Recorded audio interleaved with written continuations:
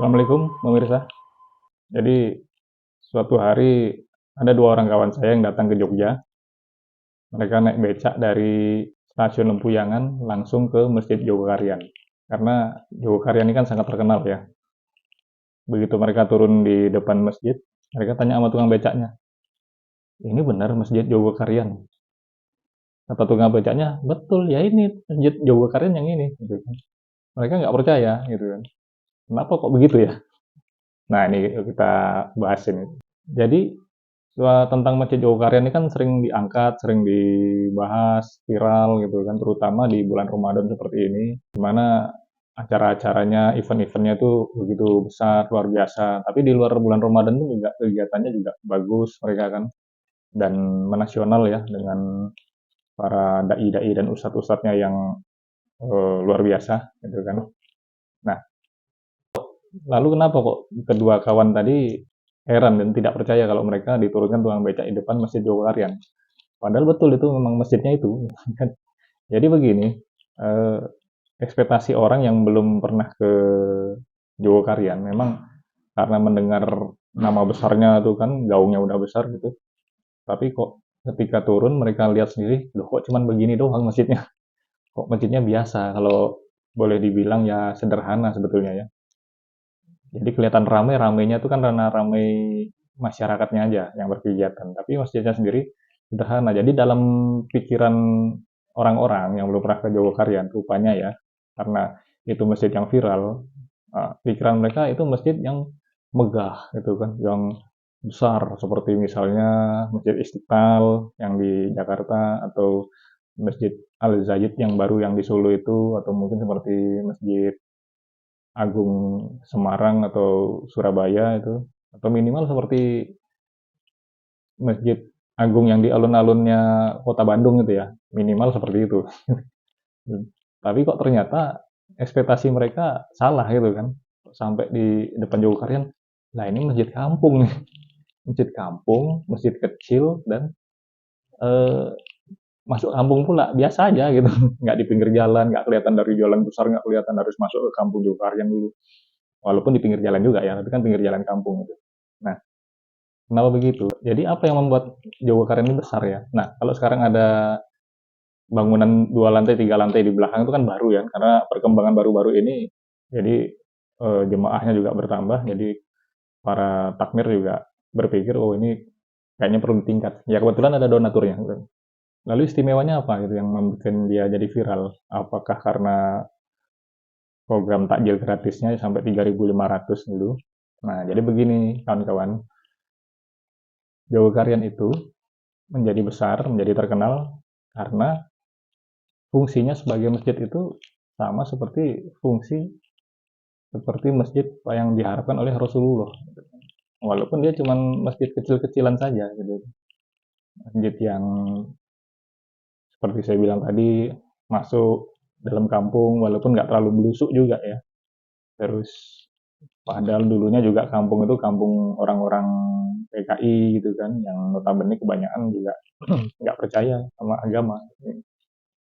Namun bagaimana dengan perjuangan saudara-saudara para perintis Muhammadiyah di daerah situ, terus pelan-pelan saudara-saudara yang PKI itu dirangkul, didakwahi, dirangkul, mereka beribadah gitu kan, ikut beribadah, lalu menjadi kampung yang agamis, yang tadinya kampung ateis, PKI jadi kampung yang agamis, seperti itu ceritanya. Tapi apa, cuman itu saja? Enggak. Ada lagi keistimewaan, jadi fungsi yang paling terkenal dari masjid itu adalah dia punya saldo itu selalu 0%, 0%, 0 rupiah gitu kan. Jadi maksudnya bukannya tidak ada pendapatan, cuman tiap hari itu harus nol. Jadi nggak ada namanya ditumpuk-tumpuk di dalam kota atau sumbangan-sumbangan ditumpuk dalam kota terus dicuri orang gitu, nggak ada. Makanya nggak pernah dicuri orang karena di sana begitu ada sumbangan langsung dicari siapa yang membutuhkan gitu kan. Ya kita lihat aja ya rata-rata masjid-masjid di Indonesia ini fungsinya kan seperti seperti kuil, ya kan? Jadi masjid hanya digunakan hanya untuk beribadah saja, hanya untuk sholat, itu saja gitu kan. Nggak boleh kumpul-kumpul, nggak boleh bersosialisasi, takut kotor, takut rame, takut berisik, takut ya lebih fungsinya seperti kuil. Padahal ketika zaman Rasulullah tidak seperti itu fungsinya. Selain itu, maksudnya kegiatan sosial itulah yang berfungsi. Jadi masjid sebagai pusat kegiatan sosial di Jogokarian itu. Jadi seperti tadi kemana sumbangan-sumbangan masyarakat, sumbangan-sumbangan jamaah itu dikembalikan lagi ke masyarakat, gitu kan? Nggak 100% untuk masjid enggak, gitu. Malah justru masjidnya itu punya punya sumber dana sendiri itu sebenarnya. Jadi sumbangan-sumbangan masyarakat, amal-amal dari sodako, amal sodako dari jamaah itu dikembalikan, dicari nanti warga Jogokarian yang lagi sakit siapa, nah dikasih.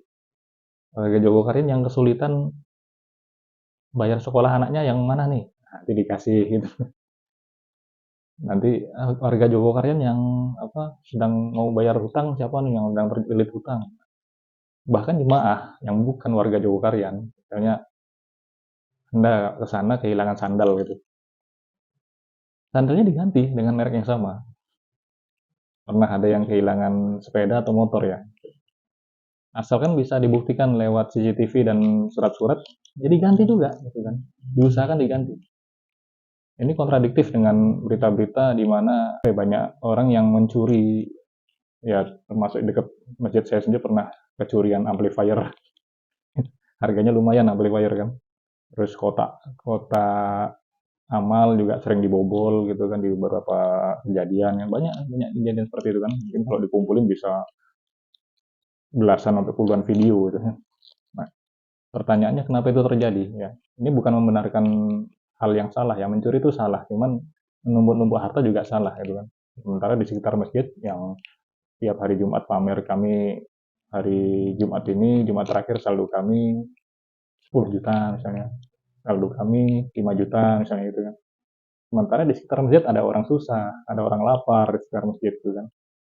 Nah, harusnya kalau mengikuti gaya Rasulullah itu takmir itu juga aktif melihat siapa sih warganya yang di sekitar sini yang menderita gitu kan, yang sedang kesusahan gitu kan.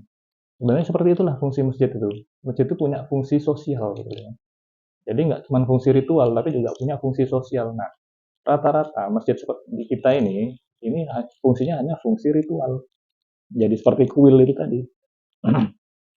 Nah, contoh yang baik dari Jogokarian inilah sebenarnya yang harusnya ditiru oleh masjid-masjid yang lain. Ya.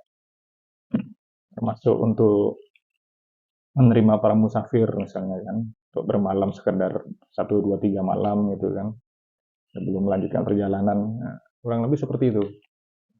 Jadi di bulan Ramadan ini mungkin yang dibahas cuman masalah betapa mewahnya takjilan di Jogokarian ya. Sebenarnya nggak mewah ya. Menunya pun menu umum aja kalau saya perhatikan ya. Saya juga pernah ke sana ya dan kalau saya nggak bakal ke sana lagi di bulan Ramadan karena bukan nggak suka, cuman saya nggak suka keramaian gitu aja. Itu kalau saya, kalau Anda silahkan gitu. Dan semoga-moga bisa ditiru sama masjid-masjid yang lain.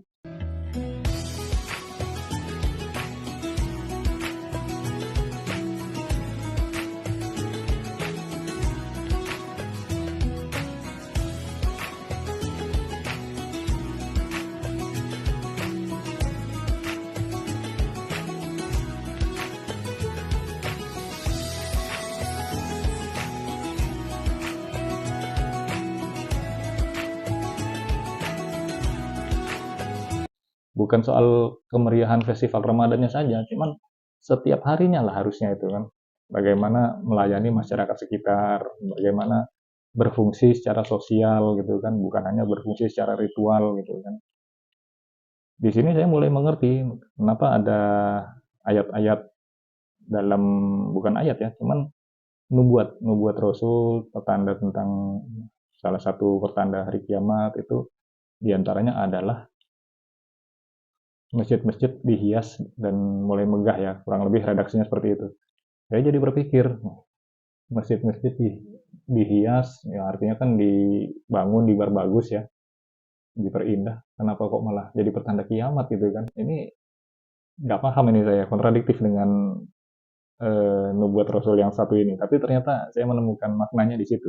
Jadi kita menemukan banyak masjid yang mewah, yang indah, yang keren, tapi fungsi sosialnya nggak ada. Dia fungsi ritual. Dia hanya fungsi ritual saja dia itu kan. Jadi kalau Anda sering jalan-jalan keliling Nusantara ya, kita sering menemukan suatu daerah yang masjidnya bagus-bagus, masjidnya mewah-mewah, megah gitu. Cuman masyarakat di sekitar rumahnya jelek-jelek. Kelihatan masjidnya megah, masyarakat sekitar rumahnya kelihatan atapnya masih pakai seng, pakai asbes gitu kan. Memprihatinkan. Jadi jomplang gitu ya. Dan kalau malam dikunci.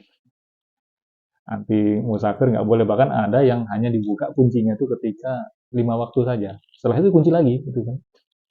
Itu kan apa bedanya dengan kuil gitu kan. Seperti cuman ini kuilnya Islam. Ada kan. Nah, di situ kita harus mengkritik terhadap fungsi masjid saat ini yang hanya berfungsi secara ritual saja gitu kan. Jadi tidak salah kalau masyarakat asing juga dengan masjidnya, kecuali bulan Ramadan. Nggak salah kalau orang-orang asing, bahkan orang Islam sendiri asing dengan masjid, asing dengan kegiatan-kegiatan ritual di masjid itu kan. Karena pandangannya bahwa masjid itu hanya tempat berkumpulnya orang yang alim, orang yang soleh. Nggak juga itu. Justru orang-orang yang belum alim kayak saya ya, misalnya itu harusnya bisa terpancing masuk ke sana ya kan. Bisa ikut bersosial, ikut berkegiatan gitu kan. Itu kalau kegiatannya hidup ya di suatu masjid ya. Nah, jadi bagaimana ini mungkin di bulan Ramadan ini bisa menjadi pemikiran baru buat kawan-kawan terutama para pengurusan takmir masjid sekalian. Ya. Assalamualaikum.